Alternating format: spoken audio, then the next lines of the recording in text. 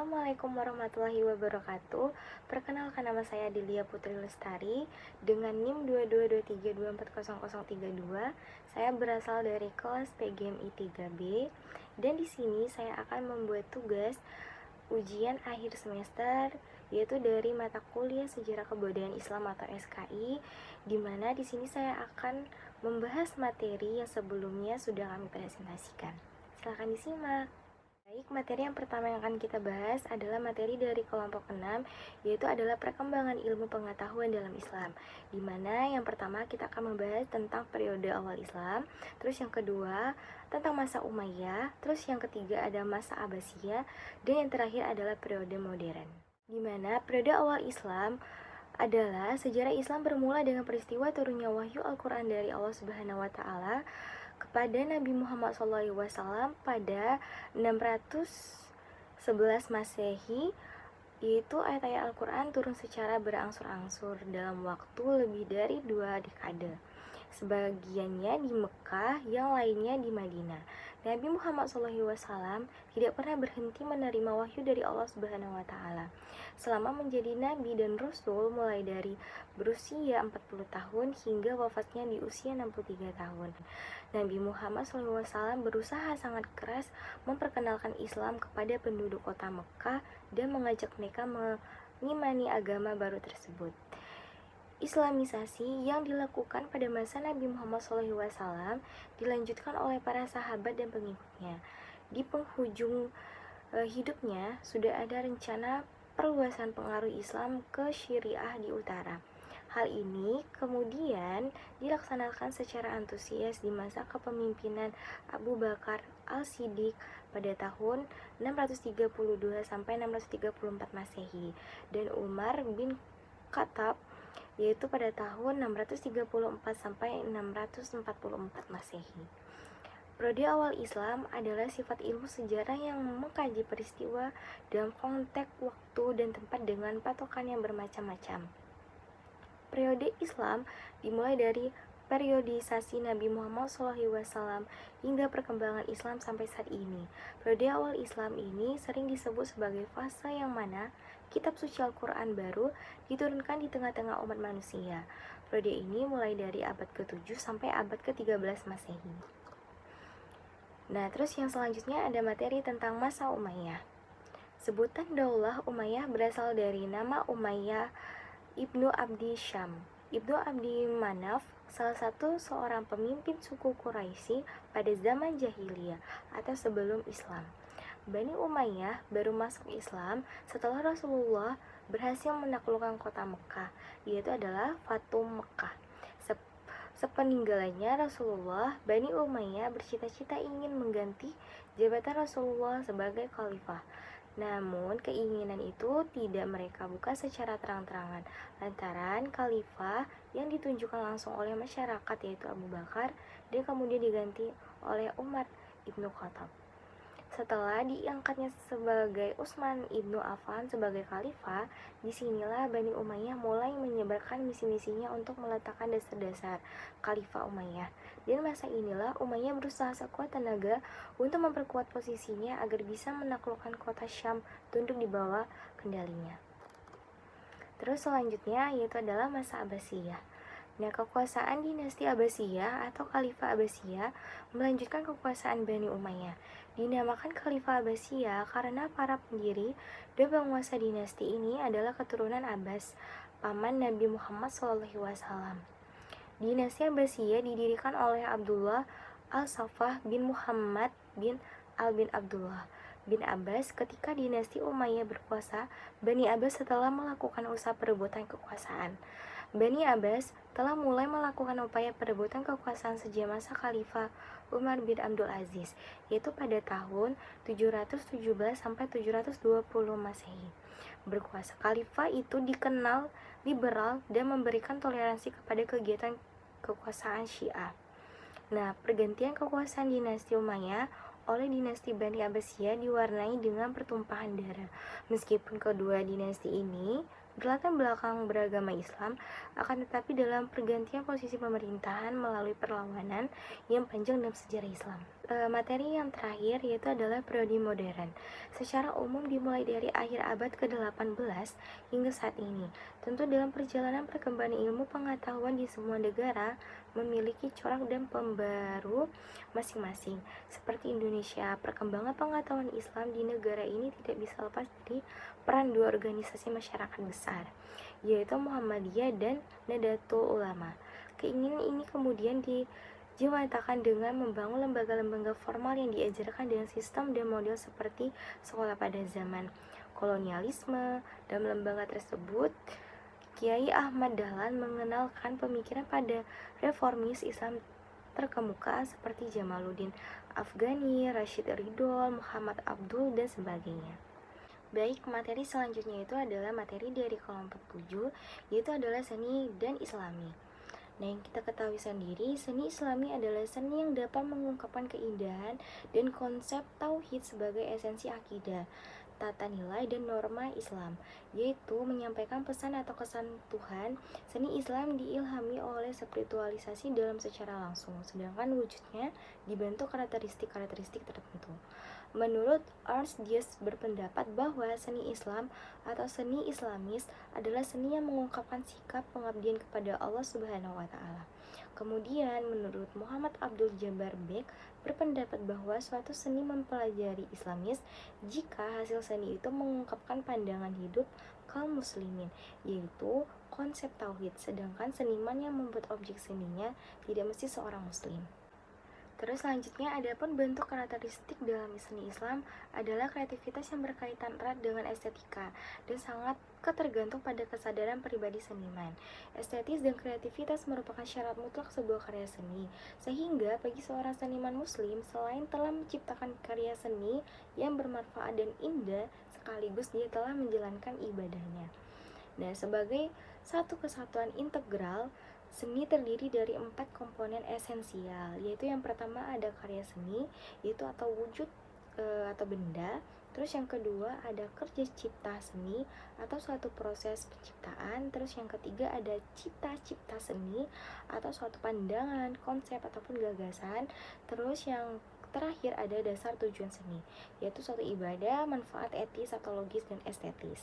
Nah, sejarah perkembangan arsitektur Islam yaitu merupakan seni dan ilmu untuk merancang serta membuat konstruksi bangunan, jembatan, masjid atau dalam bentuk lainnya dengan segala bentuk metode dan gaya rancangan suatu konstruksi bangunan.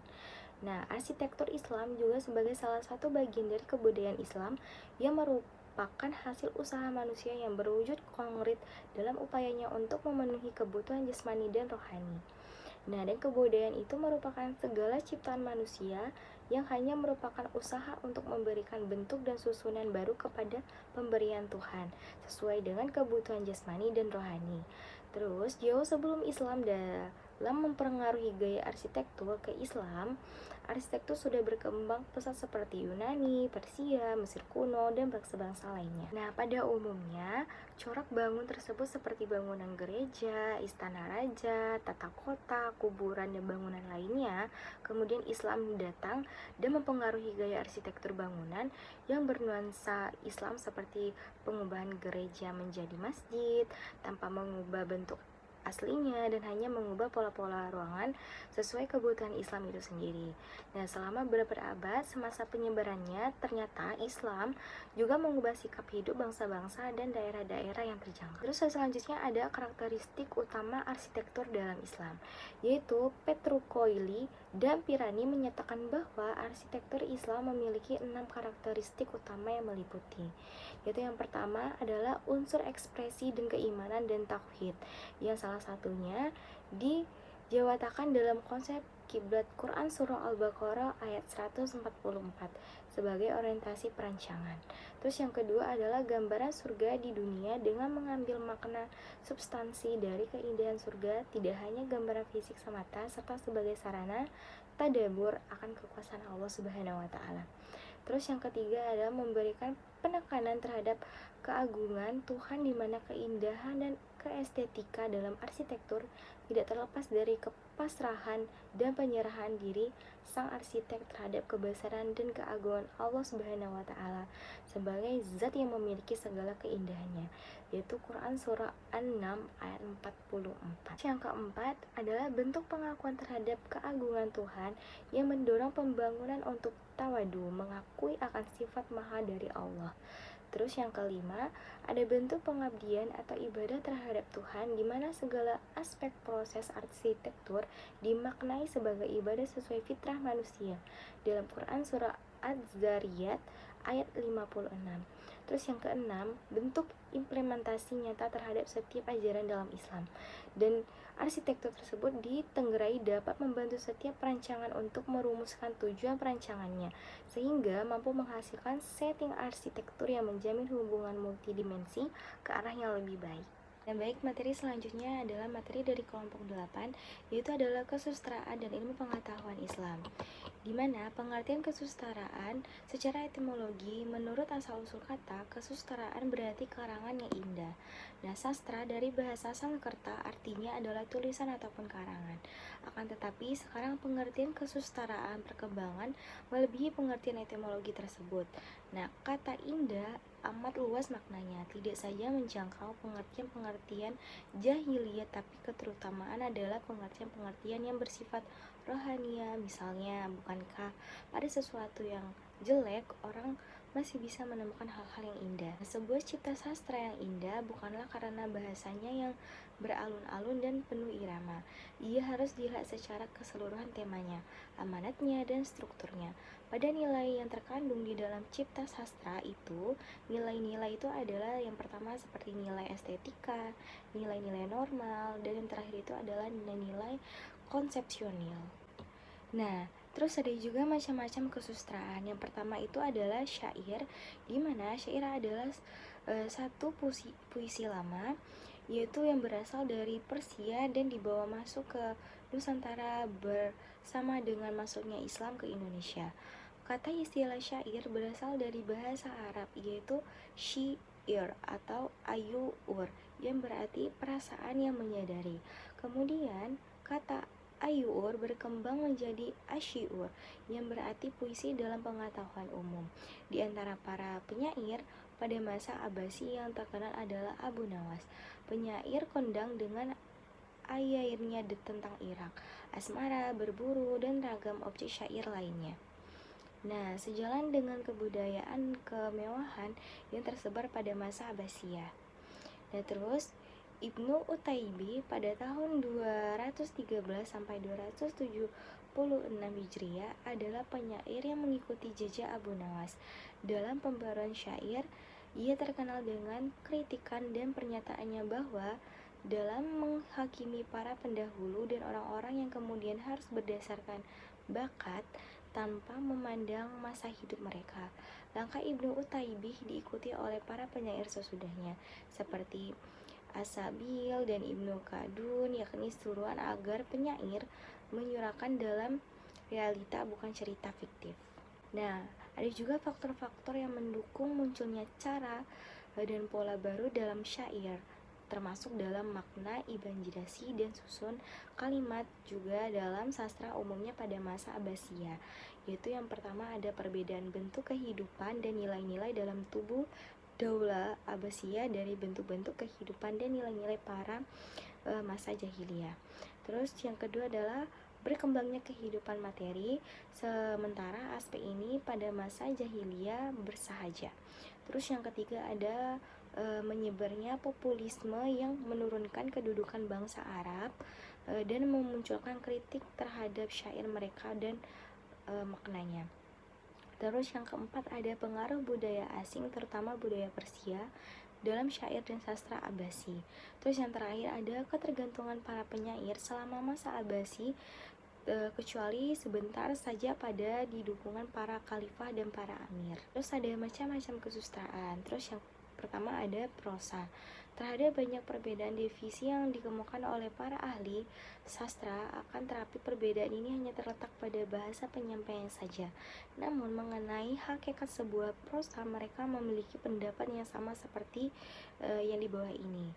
Seperti Muhammad Da'ir Hussein mendefinisikan bahwa prosa sebagai bahasa tulis biasa bukan berbentuk dan terkait oleh kaidah wazan atau prosodi gaya alami dan gafia atau kesesuaian baris akhir atau sastra.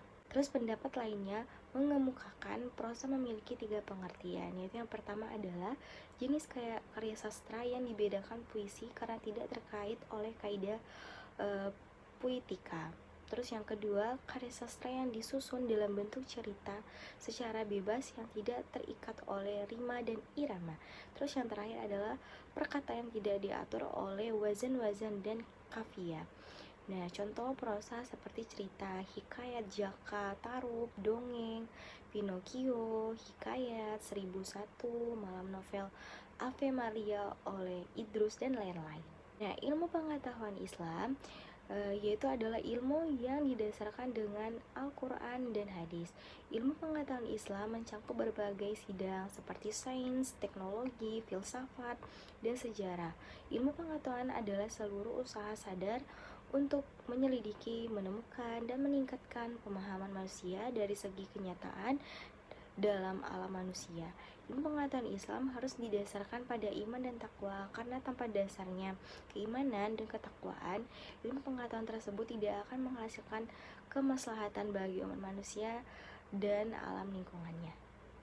Nah, ilmu pengetahuan Islam terdapat banyak perbedaan definisi yang dikemukakan oleh para ahli sastra, yaitu tetapi perbedaan ini hanya terletak pada bahasa penyampaiannya saja, namun hakikat sebuah proses mereka memiliki pendapat yang sama.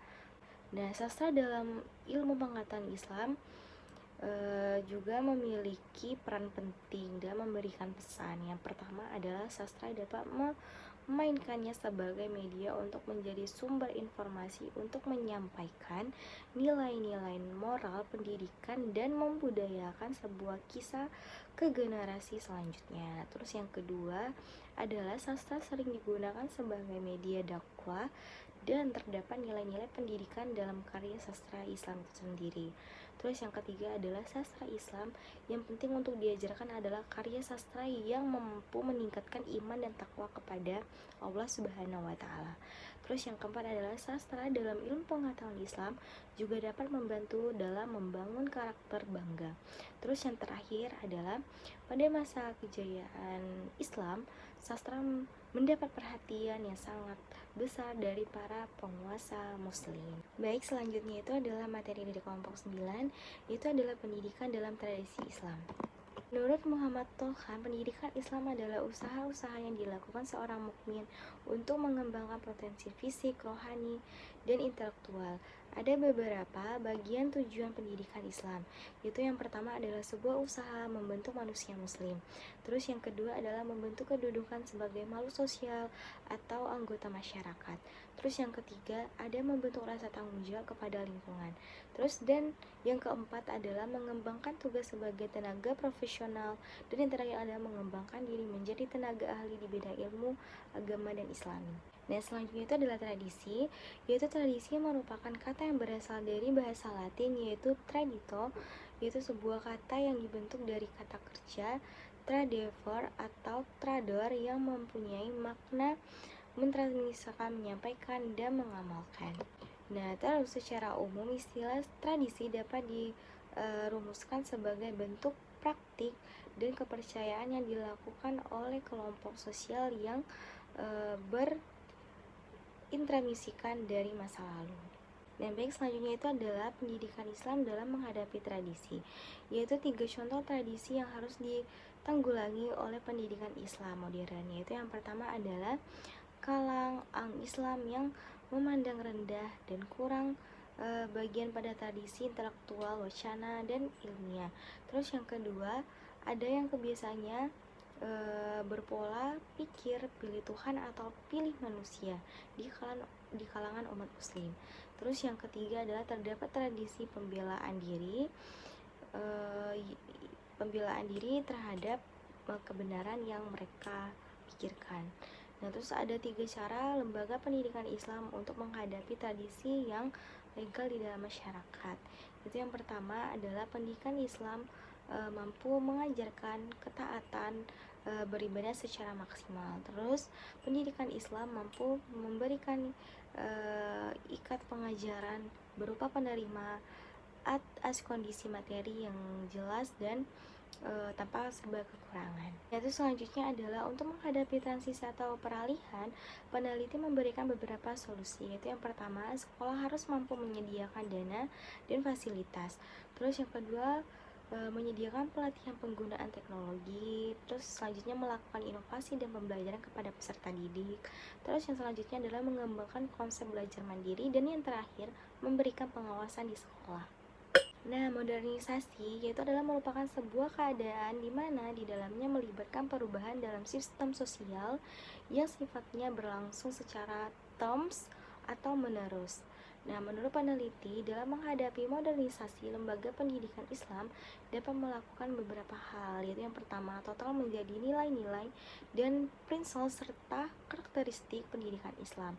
Terus, melakukan inovasi terhadap kurikulum dan meningkatkan kedisiplinan. Baik, materi selanjutnya yaitu adalah materi dari kelompok 10, yaitu adalah etika dan moralitas dalam Islam. Nah, etika dalam Islam yaitu berasal dari kata Latin yaitu etik. Nah, sedangkan dalam bahasa Grek, etikos yaitu a body of moral principle of values. Etik arti sebenarnya ialah kebiasaan. Nah, perkembangan pengertian etika tidak lepas dari substansinya bahwa etika adalah suatu ilmu yang membicarakan masalah perbuatan atau tingkah laku manusia, di mana yang dimiliki nilai baik dan mana yang buruk. Nah, istilah lain dari etika yaitu moral, susila, budi pekerti, akhlak. Nah, terus etika merupakan ilmu, bukan sebuah ajaran. Nah, etika dalam bahasa Arab disebut dengan akhlak. Nah, terus merupakan jamak dari kata khuluq yang berarti ada kebiasaan. Nah, perangai, tabiat ataupun watak, adab dan agama terhadap diri seseorang. Nah, dalam Islam, etika memiliki karakter yang khusus. Islam bukanlah agama takayul yang mengajarkan penganutnya untuk mengisolisasi diri dari masyarakat umum. Nah, Islam juga bukanlah agama yang mengatur masalah ritual. Namun, Islam mengajarkan penganutnya untuk beretika secara Islami yang mana telah diajarkan oleh agamanya sendiri, yaitu agama Islam. Nah, sehingga nilai-nilai etika ditegakkan untuk menganutnya, yaitu ajaran etika dalam Islam menyangkut seluruh sisi kehidupan manusia, seperti beretika dengan sesama manusia, lingkungan, hewan, dan lain sebagainya. Terus, kedudukan etika Islam dalam kehidupan manusia menempati tempat paling baik sebagai individu maupun sebagai anggota masyarakat. Nah, apabila etika seorang itu baik, maka ia akan sejahtera lahir dan batin. Namun, jika etikanya buruk, maka buruklah lahir dan batinnya juga. Terus selanjutnya yaitu adalah sumber etika dalam Islam, di mana sumber etika Islam adalah Al-Quran dan As-Sunnah. Sebagai sumber etika Islam, Al-Quran ataupun As-Sunnah menjelaskan bagaimana cara berbuat baik. Kedua sumber etika Islam itu berfungsi sebagai pedoman kita ataupun umat untuk mengetahui bagaimana cara-cara berbuat baik sesuai dengan yang telah disampaikan ataupun dicontohkan oleh langsung dari Rasulullah melalui tingkah laku beliau yang mengacu langsung dari Al-Quran. Nah, itulah yang menjadi landasan dan sumber dari ajaran Islam secara keseluruhan sebagai pola hidup dan menetapkan mana yang baik dan mana yang buruk. Nah, karakteristik etika Islam yaitu yang pertama adalah etika Islam mengajarkan dan menuntun manusia kepada tingkah laku yang baik dan menjauhkan diri dari tingkah laku yang buruk. Terus selanjutnya, etika Islam menetapkan bahwa yang menjadi sumber mular ukuran baik buruknya perbuatan didasarkan kepada ajaran Allah Subhanahu wa taala, yaitu ajaran yang berasal dari Al-Qur'an dan hadis. Dan terus selanjutnya adalah etika Islam bersifat universal dan komprehensif, dapat diterima oleh seluruh umat manusia di segala waktu dan tempat. Nah, terus selanjutnya adalah ajaran-ajaran yang praktis dan tepat cocok dengan fitrah atau naluri dan akal pikiran manusia ataupun manusiawi. Maka etika Islam dapat dijadikan pedoman oleh seluruh manusia. Terus yang terakhir adalah etika Islam mengatur dan mengarahkan fitrah manusia ke jenjang akhlak yang luhur dan meluruskan perbuatan manusia di bawah perencanaan sinaran petunjuk Allah Subhanahu wa taala menuju keridhoannya. Nah, moralitas dalam filsafat, nilai moralitas pada dasarnya merupakan penilaian sebuah perbuatan manusia, di mana nilai moral adalah sebuah hal yang dikaitkan dengan parameter penilaian mengenai perilaku seseorang dalam bermasyarakat. Seperti contohnya, seorang tersebut menanti peraturan yang ada di masyarakat. Nah, nilai moralitas atau moral yang merupakan ketentuan ataupun keinginan harus dinilai baik dan benar oleh masyarakat suatu kebudayaan. Nah, nilai budaya menjelaskan bagaimana hidup dalam pikiran sebagai masyarakat, bagaimana suatu dianggap berharga dan penting dalam hidupnya. Nah, pandangan Islam terhadap nilai moralitas itu berhubungan dengan perasaan salah satu benar terhadap kebahagiaan orang lain, atau perasaan terhadap tindakan yang dilakukan diri sendiri. Misalnya menipu orang lain ataupun membohongi orang lain atau melukai orang lain, bahkan fisik ataupun psikis. Nah, moral juga sering dikaitkan dengan keyakinan agama seseorang, yaitu keyakinan atau perbuatan yang berdosa dan berpahala.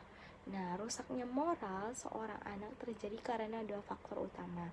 Yaitu yang pertama adalah faktor keluarga dan kedua adalah faktor lingkungan. Keberadaan pendidikan moral berperan penting dalam pembentukan generasi muda bangsa agar mempunyai nilai pendidikan yang baik di masyarakat, khususnya lingkungan sekolah. Demikian, moral berhubungan dengan prinsip nilai dan keyakinan seseorang. Itu kejujuran, peserta didik harus belajar menghargai kejujuran dan berinteraksi dengan orang lain. Terus integritas, peserta didik harus mengikuti diri pada kode nilai, misalnya moral dan estetik.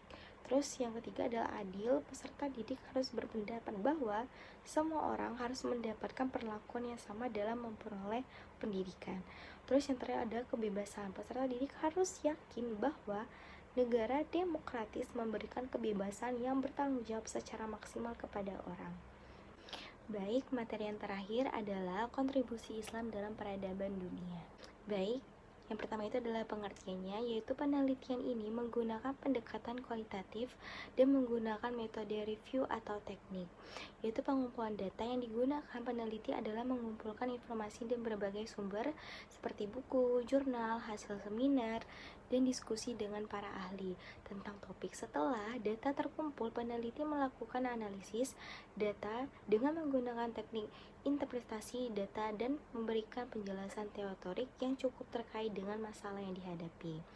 Nah, penemuan-penemuan spiritual yang dapat mengubah budaya dan tradisi umat manusia seperti penemuan kertas, karpet, penenggalangan Islam, penanaman hari Senin, arsitektur, dan tokoh kota lainnya.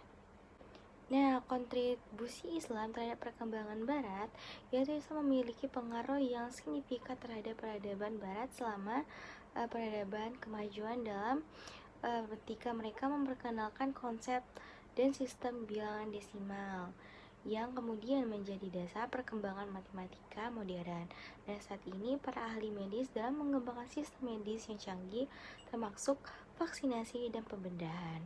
Nah, kontribusi Islam dalam sains dan teknologi antara abad ke-7 dan sampai 16, dunia Islam berkembang menjadi pusat ilmu pengetahuan dan teknologi yang maju.